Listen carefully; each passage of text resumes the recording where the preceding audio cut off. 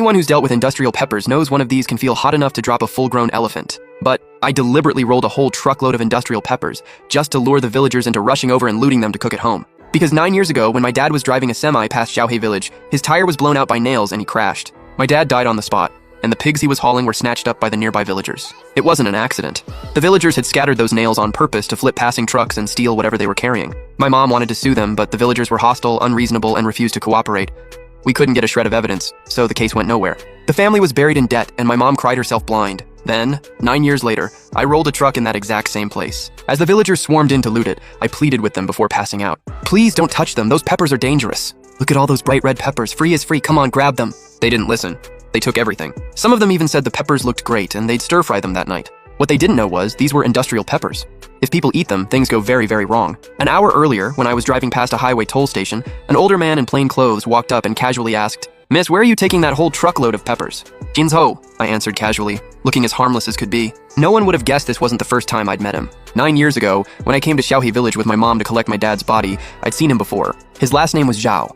Most people in Xiaohe village were named Zhao, too. If he hadn't stopped my dad on the road and deliberately guided him onto that country road that passed through Xiaohe village, my dad never would have been killed. He was one of the men who got my father killed. Why don't you get off the highway and follow me?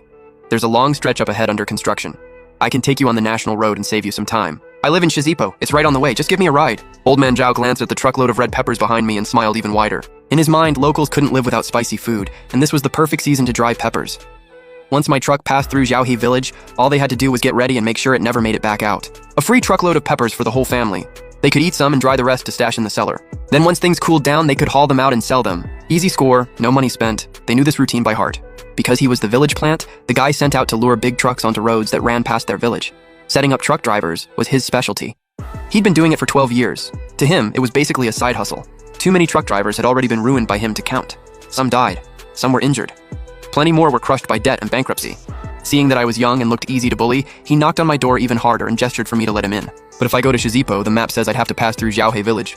Maybe not. I heard the villagers there are nasty. They scatter nails on the road, pop tires, and loot the cargo. And this load of peppers isn't just any load, it's expensive. I waved my hand nervously and waited for what he'd say next. What Xiaohe village does to passing truckers is basically common knowledge by now. I've been hauling freight in this province for years. If I didn't know that, something would be off. But old man Zhao didn't panic at all.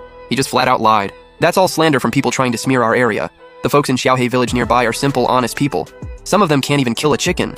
Why would they hurt anyone? It's just some selfish people around here who don't want out-of-town trucks tearing up the village roads, so they scare outsiders like you. It's no big deal. And besides, I'm local. Even if the people in Xiaohe village can be a little unreasonable, they'll show me some respect. They won't give you a hard time. It's getting dark. We raise geese at home. You drive me back and tonight I'll kill one, stew it up, and treat you to a proper meal.